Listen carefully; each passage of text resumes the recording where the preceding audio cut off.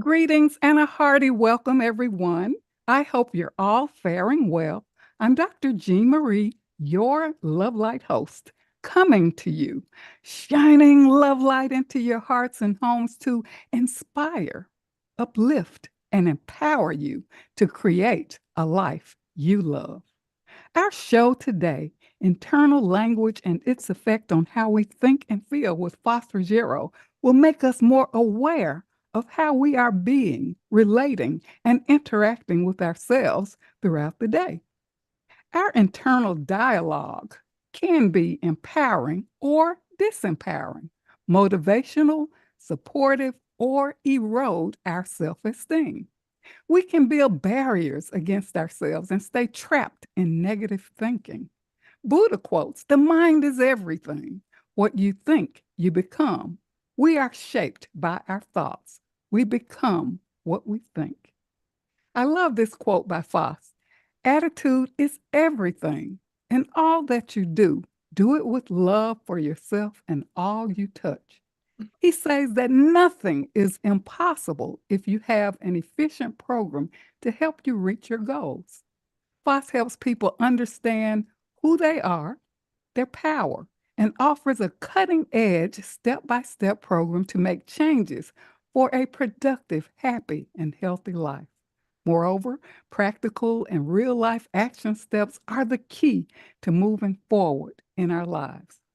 So, why is it difficult for so many people to turn off their heads?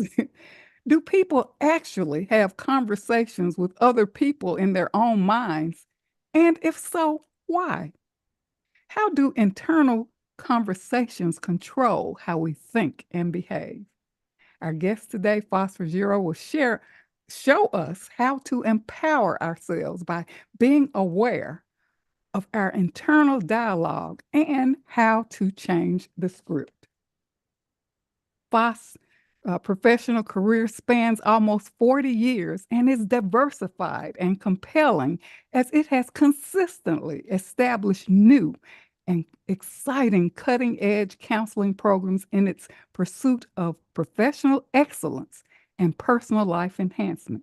He graduated from Mansfield University in 1977 and earned the master's degree in psychology with a dual major in clinical and developmental psychology with a minor in research from Illinois State University. Before entering private practice, he worked in clinics for deaf children, prisons, nursing homes, substance abuse centers, inpatient facilities, and as a consultant for major national and international corporations. He's a published author and a professional clinical trainer. He's an award-winning author of the Fix Your Life Empowerment series based on the Process Life program. And he has a new upcoming book, How to Fix Your Internal Language. So now I'm honored to bring forth Faust Ruggiero on our show today, Internal Language and Its Effect on How We Think and Feel. Faust, welcome to Love Life. Gene, it's so nice to be back with you again. Thanks for the invitation. And thank you for being here today on such an empowering episode. And I know in the introduction, I shared a little bit about who you are, but Foss, what really inspired your work? Gene, I get that question a lot. I just love people. I love to be working with them. And when you watch someone make the changes in their lives and they start to become empowered and they're feeling about themselves and their faith increases and all those kinds of things. It's just so wonderful to watch. In our business, you don't always see the finished product because when they're done, they leave. But watching that progression and watching people begin to connect to themselves, that's just a wonderful thing for me to be a part of. Yes, and you've done such a wonderful job. You spent 4 decades that led you to a profound understanding of mental well-being and all your experiences in private practice, helping people understand their power in a variety of settings. And I just like to share that eh, we share similar backgrounds as a clinician and trainer, professional trainer. I found counseling clients, helping them transition from prison to the community in independent living settings, developing life care plans for persons with injuries and disabling conditions, enable me to grow and learn more about myself and my life. And really, as you indicated, witnessing clients' progress from their own willingness to learn and make changes was truly transformative for me. And I always go by the motto, as we teach, we learn. And it's a great model, and I share that with you as I'm counseling people, and I'm still doing it. You consistently transition and consistently learn about yourself. And the one thing that I learned is that, we don't, I don't think we get to the point where we're ever better than anyone, or we know so much more. I look at another person and they seem to be deficit in so many areas. But then, gee, I learned something from them. These people who never thought they could teach anyone anything, they're teaching the expert, if you will, about life. It's just it's a wonderful reciprocity that just keeps on growing. And Foster, I know you may have had similar experiences, but a lot of times on my daily errands, where it's, bookstores or grocery stores or shopping ventures, clients come to me from years gone by and come to me and share how much they progressed. And, they quote things that I share with them. And I'm like, okay, good. And I say that with humility that, wow, you never know how you're making a difference. We don't, and it's when you were saying that, I thought to myself, I've had that happen too, and it's nothing that I thought about. I said, yeah, I said that. Wow, and that thing help you change your life, and I never even thought much about it. It just tells you how much power we can have, but also how careful and how loving we have to be, because what we're giving to them is something they're going to hold on to, and we want the changes to be very loving, pure changes for them. Yes, and as you indicated, it's not like we have the answers, but we use our skills and talents, or, our inspiration from divinity to really help us help others and help us help ourselves. And Foss, obviously you're a good listener. You're evolved in your work in a myriad of settings with people suffering from all kinds of emotional and mental problems, depression, anxiety, anger, prominent in society. I talk about internal language going on in our heads and how this controls how we think and behave to bring our show title home to our listeners. Gene, the brain, our human brain is a learning machine. I always say that to people. It never stops learning. It doesn't stop thinking. And humans, for the most part, we think with language. So whatever we think, it not only, we can express what we're feeling and thinking, but it can control it, because the way we present that dialogue to ourselves really sets the course for how we're going to live. If we're positive, if we're willing to be positive with ourselves, then of course our opinion of ourselves, it becomes enhanced. However, if we decide that internal dialogue is going to be angry and attacking and negative, well, that's the life we live with. And it doesn't matter whether the other person did this or that to me. If I'm thinking about it, I'm experiencing it all the time. So I want people to understand that there are ways to control how you speak to yourself and get rid of that negativity. Hmm. And also, let's face it, it's so automatic, this internal dialogue. How can we turn off this chatter in our heads? And a lot of times the communication is toxic communication with ourselves that impacts us mentally, physically, emotionally, and spiritually. Well, you said the key word, Gene, and automatic. I always use the word autopilot. We don't Mhm. we don't put conscious thought into what we're doing. When the dialogue starts, very often it's nothing where we said, I'm going to think about this now. It just starts, and then it takes off, and it often gets into a full-blown conversation. Sometimes we're talking to another person who isn't there.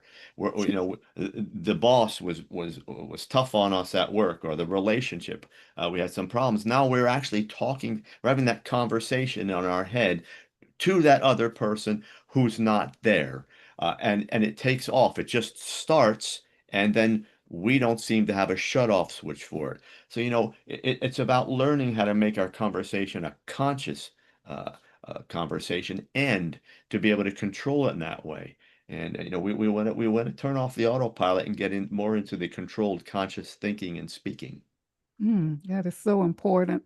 Uh, what about these unresolved? Obviously, this constant talk to these conversations we're having with other people in our heads may stem from unresolved issues. Uh, can those issues be positive or and uplifting? Well, and that's the interesting thing. We have a tendency with our communication to ourselves to go negative, to review what didn't work out. I wasn't good enough in this. That person didn't like me. That person was mean to me. All those things aren't working out. We tend to go in that direction rather than saying, I did a good job there. I feel real good about that. I think I'll be real good in that type of thing. We don't do that to ourselves enough. We go negative. We review what concerns us, and either we didn't perform well, or someone else didn't treat us fairly or the way we want to be treated. We just have to start thinking about, I need to consciously make myself aware that I'm a good person, and I need to compliment myself and be kind to myself when I speak.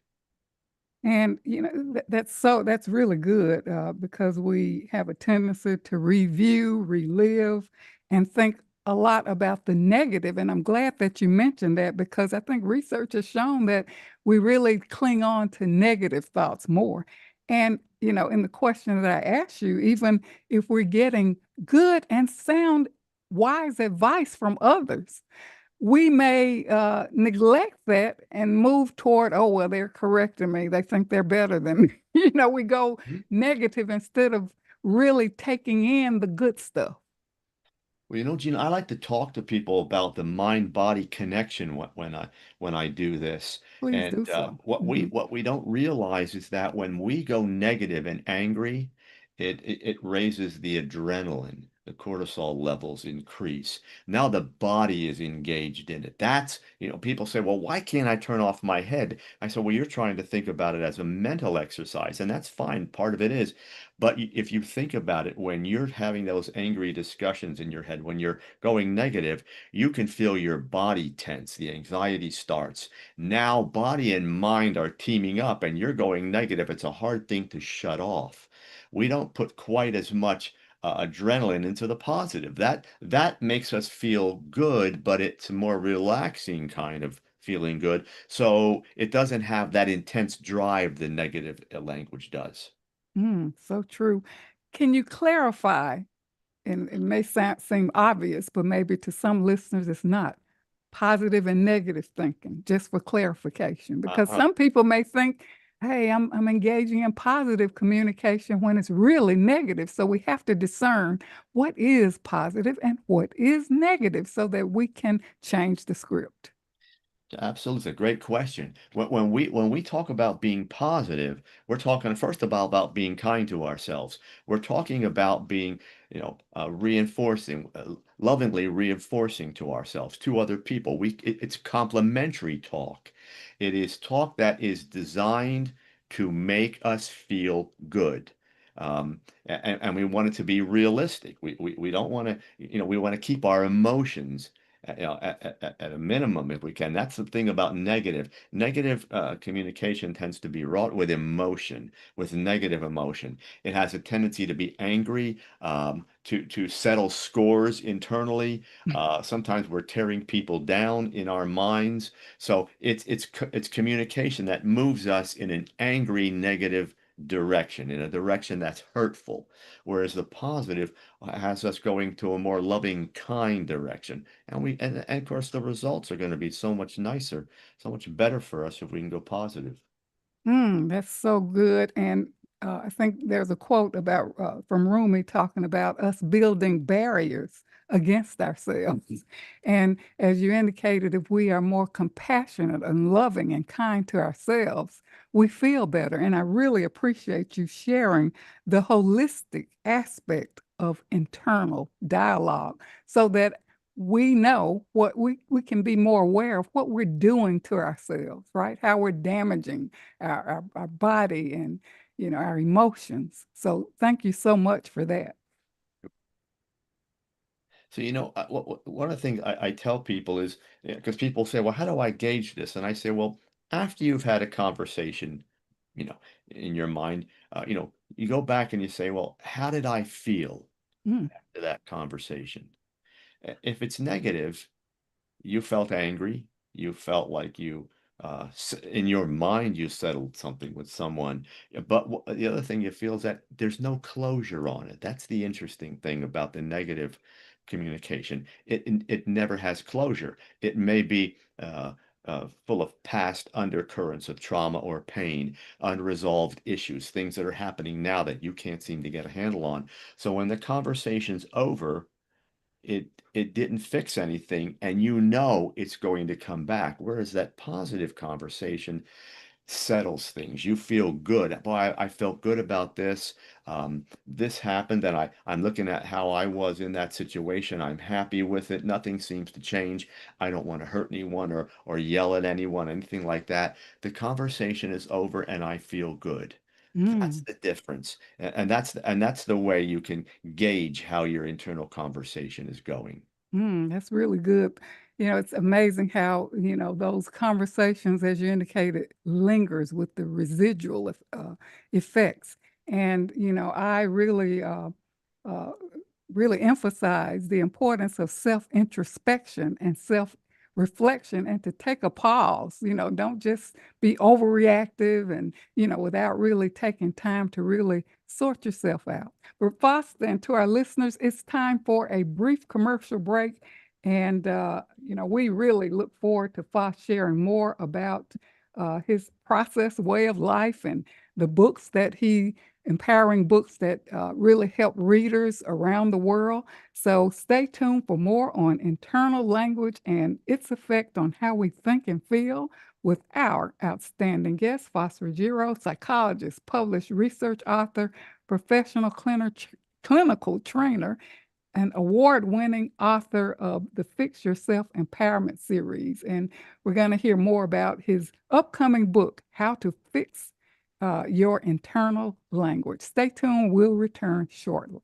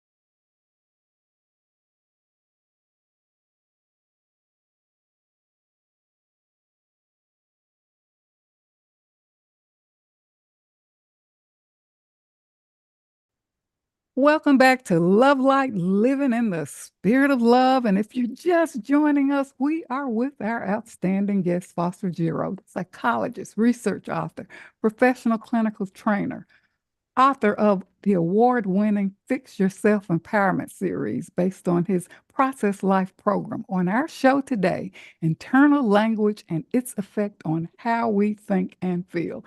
And Foster, in this segment, we are open to you sharing some of those empowering strategies to help us with our internal dialogue. And one of the things before we begin, our internal dialogue has a great impact on feelings of unworthiness and how we value ourselves. Can you talk a little bit about that as you move into those strategies? Absolutely, Gene.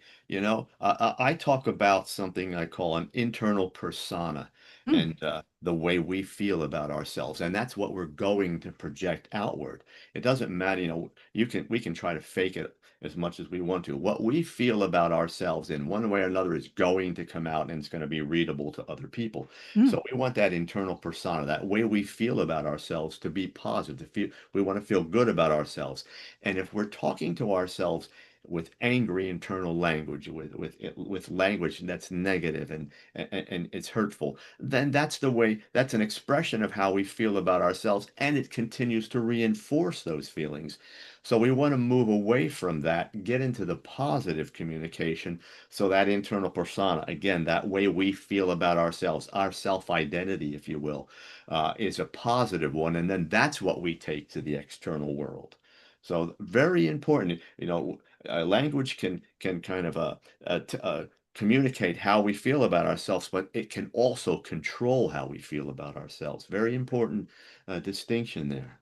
hmm So, Voss, please share your enlightening and empowering strategies for our listeners. So, take it away.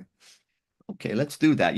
Gene, that's something I love to get through to people before I even start an action step is that we all think and we think with language, and all of us from time to time will go a little bit negative. Something happens and we kind of review it in our mind. So the language can go negative. For some of us, language is negative a lot of the time. So what I want people to be able to do in your applying conscious thought, you're doing this consciously. I give them three simple steps. I call them the three Ds. We're going to disengage, divert, and direct. And let me go into those steps real quickly. It's very simple. If I have a negative thought, the first thing I want to do is to disengage from it. I want to identify that it's there. Okay, now I know I'm caught in this negative thought. To disengage, simply the first step is simply to say, I am going to stop thinking about this right now. Now, we don't do that. Sounds simple-minded, but we don't do that. We do not say, all right, I got to stop thinking about this. We just continue with the thought until we get exhausted and it seems to go away. So the first step is I'm not going to think about this. The next step then is the where we divert our attention. Okay, if I'm not going to think about that, I'm going to think about this. Now I'm going to put a positive thing. And I always have my people make a list of all the positive people, places, and things in their lives. So I said, go get one of those. And let's think about that positive thing. Let's start that. Just direct your attention there. Third step is to direct your attention and expand on it. So now we have a conversation, if you will, a dialogue going on in our heads that is positive. So I've taken myself out of the negative. I've decided on a new direction and I've expanded on that direction. What we're doing is training our brain to do something completely different, the opposite of what we've been doing when we were talking negative. Hmm. Fantastic steps. Disengage, divert, direct. It breaks up the rumination, right? And Yep. collection of negative thoughts because it's amazing how once you have an experience or you think negative about it, you end up collecting all of the past negative thoughts associated with that. And if you think about it, when let's say we're anxious and we're just having a hard time and our minds are all over, sometimes what people do is say, I got to go get busy. I'm going to start cleaning. I'm going to go outside and wash the car. They do something different. That's essentially the behavioral component of what I'm saying. So that's how you know this works. Hmm. That's what people will do to get their mind off something. What I'm doing is providing the cognitive part of that, the internal part where now you start to gain control of the way you think. Simple steps. I'm not going to think about this. I'm going to think about that instead. I'm going to expand on that. That's just what you did when you pulled yourself out of your physical environment to go do something else. Now I'm just giving the mental component to that.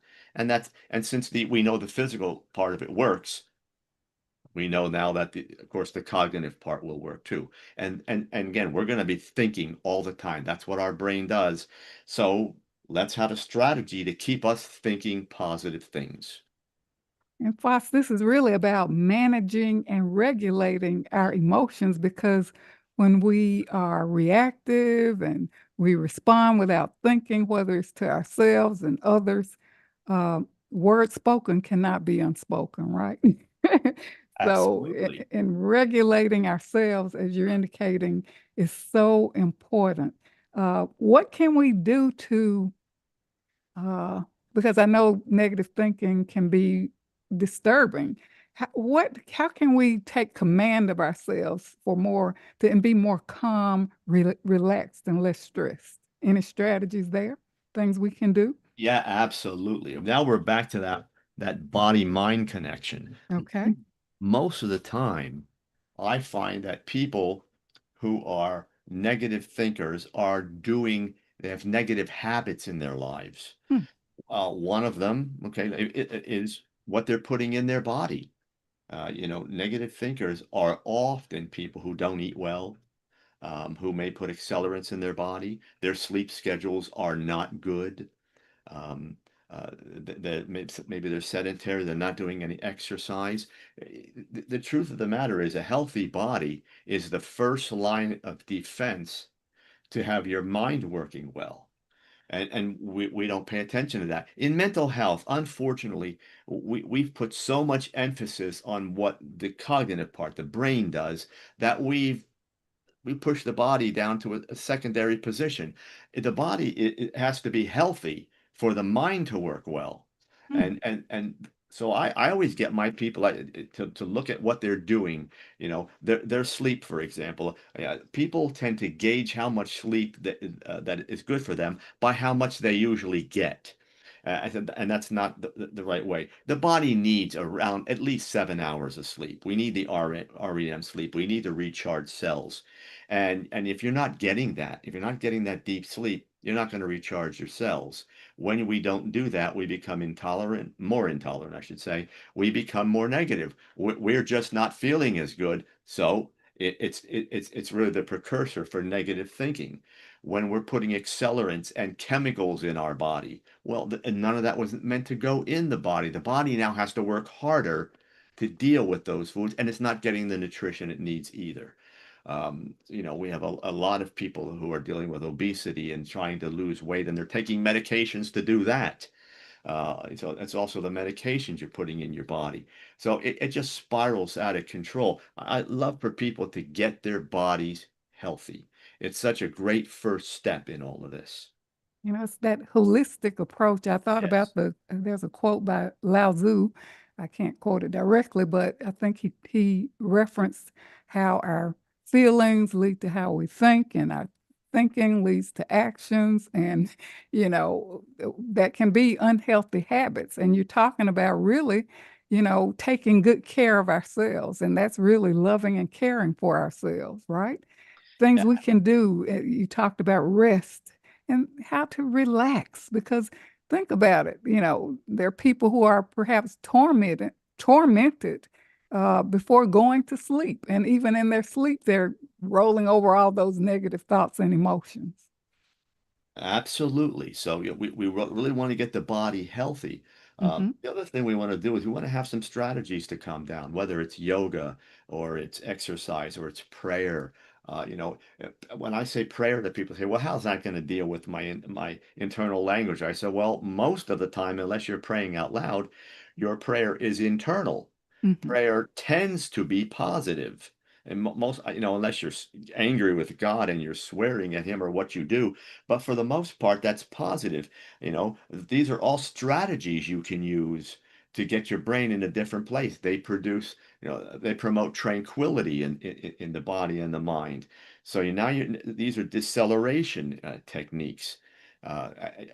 Angry internal communications tends to be accelerated. So decelerating the body, getting the body calm also helps when it comes to that internal language.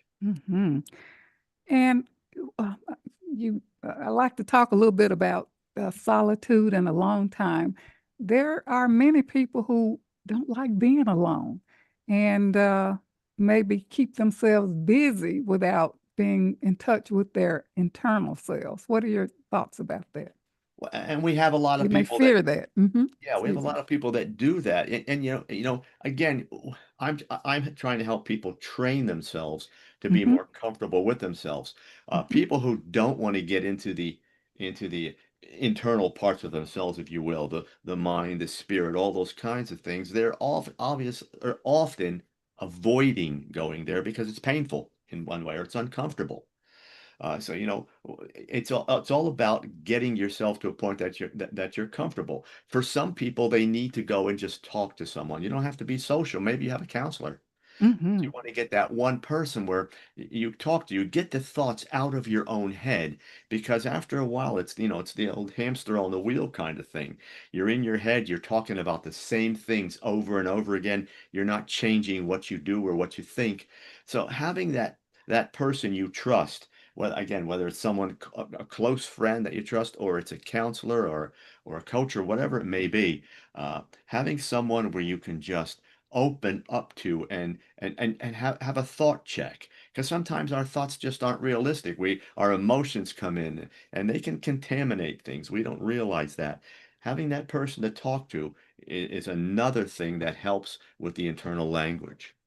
And Foss, as a psychologist, counselor in your work, can you talk a little bit about attitudes toward help seeking and perceptions? I know we dealt a lot with that in terms of how people stereotype help, and maybe did not seek help, thinking they will be stereotyped as, unhealthy or whatever. So, as you talk about that, what are some things we need to uh, really look for in seeking out a psychologist or counselor? The first thing, I love to tell people is that, the old way of looking at getting counseling or help from someone else is that you're weak and you can't do it on your own. Yes. But the truth of the matter is, to get to a point where you're understanding that you need some help and then going to do that is a very intelligent decision. It's a mind that says, I need to incorporate some other tools to make some things better. So it's a decision based on strength, not weakness. The weakness is when we decide that we are going to do this all by ourselves and then we continue to make the same old mistakes. That's a weakness. Hmm. And as far as that old stigma about things, if you're afraid people are going to know you go to counseling, well, you're not going to tell them. They might see you go into the counselor's office. That could happen, but so much of it's done online. So, Yes. they're not in your house. They're not watching. No one's watching you do this. You're going to, if you're doing it online, uh, speak to someone in the comfort of your own home and just be able to talk to that person. Again, you're sharing your thoughts, you're getting different perspectives, sometimes some tools that will help you, improve the quality of your life. And Foss, as a counselor, psychologist, we can't, I know we've seen people, we pay attention to the verbal as well as nonverbal type of communication. Many times people can't see themselves by themselves. And I know I've had clients who will come in looking all shabby and down. Oh, how are you feeling today? Oh, I'm just fine. I'm like, that's incongruent, right? Yeah, It's not absolutely. matching. Absolutely. And oftentimes, of course, those of us that are doing the counseling, we're looking at those kinds of things. It's not just what the person is telling me. I'm looking at posture and I'm looking at hygiene, and I'm looking at how, eye contact and all those kinds of things. And a confident person or person who's being more positive will make eye contact. They're feeling good about themselves. They're taking the time for self-care. Hmm. Their posture's good. I'm looking at all those kinds of things. The nonverbal is often, it doesn't provide a wealth of information. It just provides enough for us to look and say, okay, like you said, something's incongruent here. Something is just not, you know, matching with what I'm seeing. So I want to question that a little bit. And the as you and I had talked about earlier about the practical strategies, people want to feel good now. And I know in my practice, I would tell clients, okay, these are things to consider. How about maybe during the next week or whatever, do this or consider doing that, and then they come back, doc, that really worked. So the litmus test is how it makes you feel. Well, it's interesting you said that. What I often do, kind of a call it a psychologist strategy, but what I do to people who are a little bit resistant to change or just having a tough time, but I say, let's just do it for a short period of time. Give Hmm. me a couple weeks. Hmm. Do this for a couple weeks. And then you can go back to doing whatever you want to do. But tell me how you feel when you do this little thing. And of course, you know how this works. We're not going to give them grandiose changes. We're going to give them baby steps, Exactly. which is the way the mind works. The mind does not work with major change. It works with small incremental steps. So I give my people those and I say, let's try this because what we're really doing is retraining your brain. That's what we're doing. If you're talking negative to yourself, you've been training your brain to do that for years. So, the litmus test there is that, well, it works because you've been doing it. But if your brain learned the negative, it certainly can learn the positive. You just have to be conscious and in your thinking, give your brain a quality program that works over time. And that's the other part. None of this happens overnight. This is a training program. It takes a while for your brain to learn, and that's good. Don't be afraid of the time element. Incorporate that into the change because that's what's going to help you learn. Mm, Foster, so positive, uplifting, and encouraging. And in our next segment, you're going to share more about your Process Life program with our listeners and perhaps, maybe some outcomes or positive stories from your experience. So, right now, we're up for another commercial break. So, listeners, stay tuned for our next segment on internal language and its effect on how we think and feel with our outstanding guest, Faust Ruggiero, psychologist, published research author, professional clinical trainer, author of the award-winning series, the Fix Yourself Empowerment series. And Faust is going to share about his new upcoming book, How to Fix Your Internal Language. Stay tuned. We'll return shortly.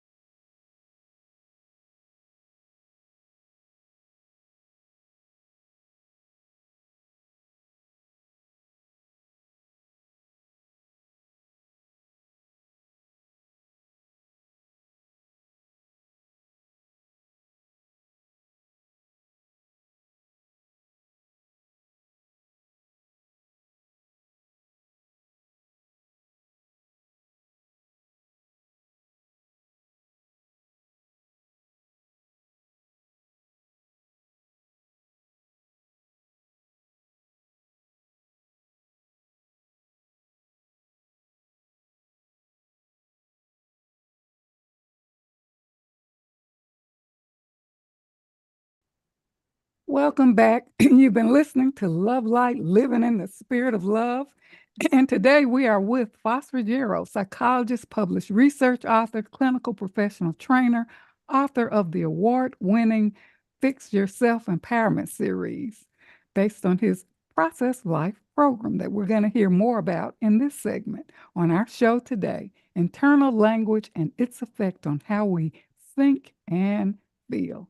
So, Faust, tell us a little bit about the Process Life program. And I know it takes what commitment, it takes dedication, it takes the desire to change, it takes discipline. So, can you talk more about your Process Life program and more about your services and programs and maybe outcomes for some of the clients you've served?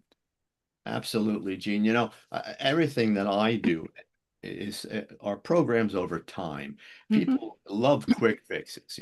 Hey doc, can you get this done? And can we do this in 3 or 4 months? And I said, well, it's the old story. It didn't take that long for you to develop these problems. It's gonna. So my programs are programs for life, but that's what we all need. I use it. I use this every day. It's not like I'm Yes. above it. So, process way of life is nothing more than using processes like honesty, like how to love yourself. And I Mhm. tell people how to do that. Things like getting your intellect over your emotions, slowing down life. We talk about things like boundaries and how to set and defend boundaries, all those kinds of things. And when people use them, and the first book really lays all that out, the Fix Yourself Handbook. And when people use them, then they start saying, they'll come back and they'll say, gee, this is really simple and easy to use. Why has no one ever taught it? Well, because we don't tend to break things down into steps for people because counselors, we can get caught up in trying to accommodate them and go too fast. And Hmm. the bottom line is change occurs slowly. But the question I ask people is, how much do you love yourself? How worthy do you feel you are of change? Should you not be willing to love yourself into a good program every day of your life? That's what not only produces change, that's what helps you maintain it. So the process way of life is all these processes that you can use every day of your life and then build that positive internal dialogue and good feelings about yourself and a productive lifestyle. And I love that you you mentioned honesty. We have to be clean with come clean with ourselves and be honest about ourselves. So, and to really love and care for ourselves that you highlighted. So I'm glad that you shared that because that makes an impact on, hey, I feel worthy. I'm worthy of my own love, right? Absolutely. I mean, the people who make the best changes are willing to say, okay, this is where I am right now. All right. I have to remove some of these things from my life. I have to begin to start doing things, but I have to be able to say, you know what? I'm worth this. Yes. It's something I've communicated to people for years. Being worthy doesn't mean you get to some place so you find your worthiness. At your worst, you are already still worthy. You have to understand that you have as much right to a good life as anyone else on the planet.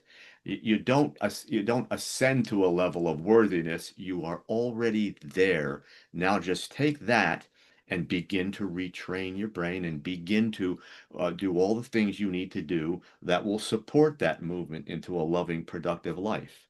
Indeed. And Foss, the Fix Yourself Empowerment series, I think you have your books include the Fix Yourself Handbook, the Fix Yourself Anxiety Handbook, Fix Yourself Depression Handbook, Fix Your Anger Handbook. And can you talk a little bit about your upcoming book when it will be available, How to Fix Your Internal Language? Thank you. Absolutely. Those were the first four books. We published the Fix Your Addiction Handbook in Okay. December, and in June we'll be releasing the new book, the Fix Your Internal Language Handbook. So, we're busy, needless to say. Hmm. And tell, can you talk a little bit about support networks and as where people can find support and any thoughts about resources for selecting counselors or Sure. therapists? Hmm. Absolutely. If you're in crisis, and of course, you can go to your emergency room or call the emergency numbers, but there are numbers online if you just want to get to someone to talk to, mental health numbers, addiction numbers, they're right online. You just type in mental health support. You can do that. If you are looking for a counselor and you're not sure how to, a real great resource online are the folks from Psychology Today. On their website, you can type in your area and what you're looking for, and they will list all the psychologists and counselors in your area. They will tell you what benefits they take. They'll tell you what their levels of expertise are, what they specialize in. So if you're not sure, that's a great resource. Another way to find a counselor or someone to help you is just to go to your primary care physician if you have one and say, Doc, I'm looking for someone to help me, someone to talk to. They often have lists of people in their networks Hmm. where they can refer you to. So getting a counselor is not that difficult. Hmm. And I like to add, I'm a certified rehabilitation counselor, and that's a national network. So you can actually access counselors through that network, the CRCC, That's Certified right. Rehab Counselors. Yes. Foss, I know you have a lot of exciting things coming up. You have the new book, you have a documentary, TV series. Can you share with our listeners more about your upcoming events? Yeah, thank you. The new book, as I say, the Fix Your Internal Language Handbook will come out in June. That's there. I have a radio show I do on Healthy Life Net once a month, and interviewing guests, just as you do, people that we can incorporate into people's lives to help them make some changes. And then we're now in development. We have a documentary, and what we're doing that one on is trauma and PTSD. We have a fellow who was involved as a just as a person who was at the shooting that happened in Las Vegas. I think it was 3 or 4 years ago, and he was rescuing people, but then from that, the trauma and the PTSD came. So we're beginning to develop a documentary around what he did in that particular episode, that event, and the PTSD and trauma that almost destroyed him, and how he came back from it. So that's in the works. We're hoping to get that out possibly by the end of the year. Yeah, Foss, I'm so glad that you brought that up. The residual effects of service providers Mhm. helping people.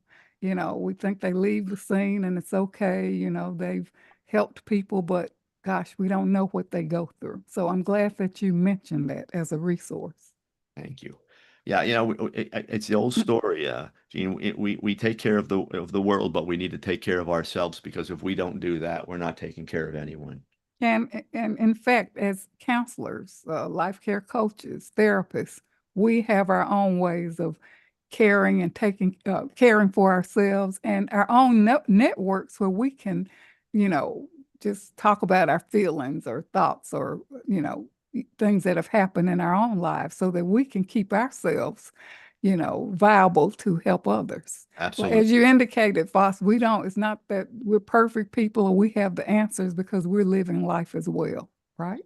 And I tell them that, I say when they say, I'm helping, they say, "Well, you've got it all together. You don't deal with these things that I do." And I say, "Would you really want to come to someone who never experienced the Yes, difficulties and didn't have to pull yes, himself up from the ashes every now and then?" No, yes. we do. We have some skills that are a little bit different. We've been honing those for a while, and we're smart enough to know that if we need help, we'll go get it.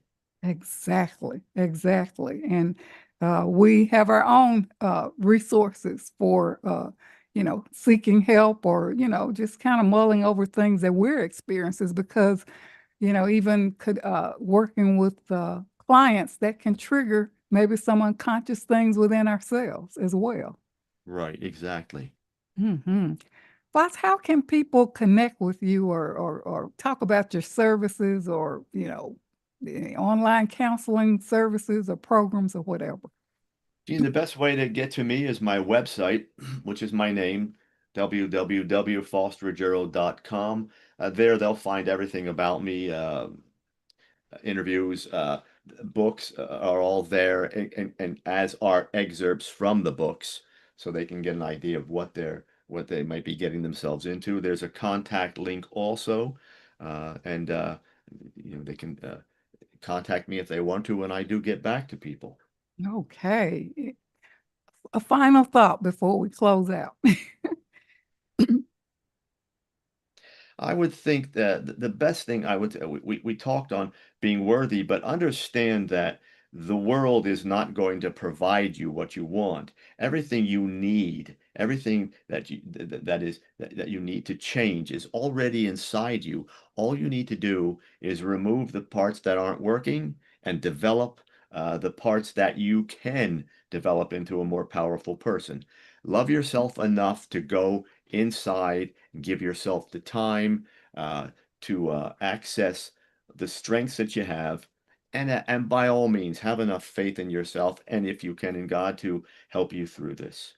Perfect closing. So, Foss, we really appreciate you being here today on such an empowering episode, teaching us how to be more aware of how we relate to ourselves, how we can be in control of ourselves, and those strategies to disengage, divert, direct, and all those empowering strategies. Thank you so much. And we invite listeners to listen back, share our show with others, and connect with Foss to learn more. Gene, it's been so nice to talk with you again. Have a wonderful day. God bless. Thank you so much. And I like to close with my excerpt on self-deliverance. Deliverance from ignorance, knowledge, wisdom, divine communion. Illusion, firm grip on reality and truth. Delusion, shed faulty deep conditions, societal beliefs, and propaganda. Bondage, freedom from the prison of negative thoughts. Impropriety, good and wise company. Lack, abundance, mindset, and gratitude. Unworthiness, reclaim your true self and realize your divinity. Weariness, rest, relax, renew. Fear, dwell in love. Thanks to Faust Ruggiero for this fantastic segment today. This is Dr. Jean Marie, your Love Light host, coming to you from Voice America. And until we meet again, remember, an empowered self is a loving self, and keep your love light shining. Thank you